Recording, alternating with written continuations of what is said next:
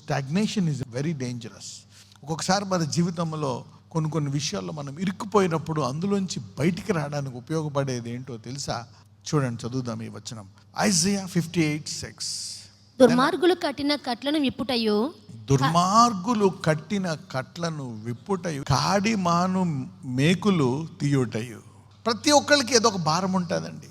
ప్రతి ఒక్కరికి ఏదో ఒక భారంతో అందరూ బాధపడతా ఉంటారు. బాధింపబడిన వారిని విడిపించుటయు, ప్రతి కాడిని విరగగొట్టుటయు. ఏం చేయాలంట?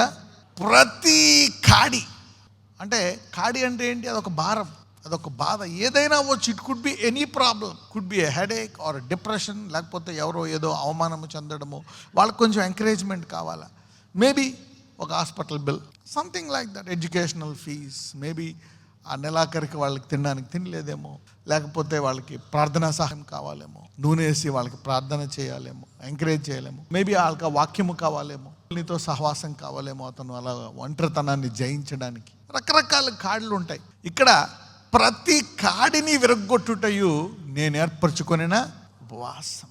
సో ఉపవాసం అంటే చాలా హయ్యర్ ర్యాంక్, చాలా విశ్వాసము అధికముగా ఉంటేనే చేసేది.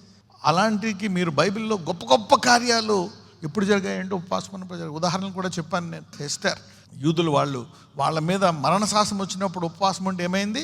రివర్స్ అయిపోయింది. నినివే పట్టణం. Fasting has changed many many many things. మరి దానికంటే ఇంకా గొప్పదానికి దేవునికి ఇష్టడుగా ఉండాలి అంటే కాడులు ఏం చేయాలంట? విరగొట్టాలి.